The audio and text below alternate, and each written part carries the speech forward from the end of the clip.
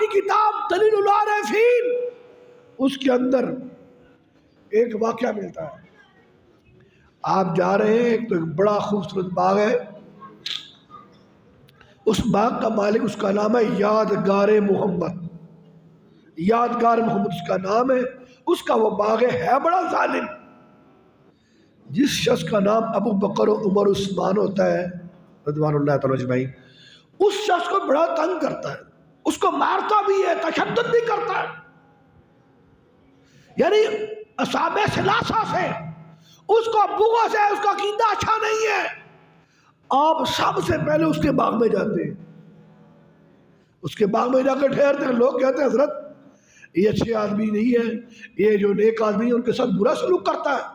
آپ نے فرمایا کوئی بات نہیں، دیکھی جائے گی. آپ اللہ اللہ کرتے رہتے ہیں. اس دن وہ بھی اپنے باغ میں آتا ہے. جب آ کر دیکھتا ہے کوئی اللہ کا نیک بندہ اللہ اللہ کر رہے ہیں، میں تو یہاں پر کسی چڑی کو پر نہیں مارنے دیتا، اللہ کا بندہ میرے باغ میں تو یہاں عیاشی کرنے آیا ہوں اور یہ یہاں پہ اللہ اللہ کر رہا ہے. وہ آپ کی جانب پڑا، جو کلین شریٹ میں چھائے ہوئے تھے وہ بھی ادھر پھینک دیے. جب آپ کی جانب بڑا اور آپ کی نگاہوں میں آیا، اللہ کرے کسی پر چنگے بندے کی نگاہ پڑ جائے. صحیح پیڑے بندے نہیں، بہت برا ہی بندہ ہوتا ہے، چنگے بندے کی نگاہ پڑ گئی. جب آپ کی نگاہ اٹھی، وہ نگاہ جس میں شمع توحید کی کرنیں تھی اور جمال مصطفیٰ کے نظارے تھے، جب وہ پڑی بے ہوش ہو گیا، کانپنے لگا اور بے ہوش ہو کے گر پڑا.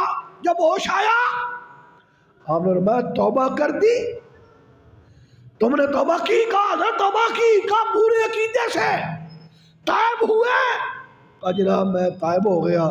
اب میں جن صحابہ ثلاثہ کے ناموں سے چڑھتا تھا اب میں ان کا ادب بھی کروں گا اور احترام بھی کروں گا. اب میں چلو ٹھیک ہے. پھر نظر دوڑائی، پھر بھی ہوش ہوا، پھر اس کو کھڑا کیا، کہا وضو کرو اور نفل پڑھو.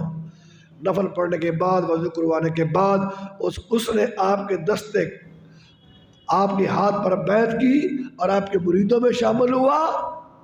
یہ ہے اللہ کا ولی، عقیدہ بھی ٹھیک کرتا ہے اور عمل بھی ٹھیک کرتا ہے.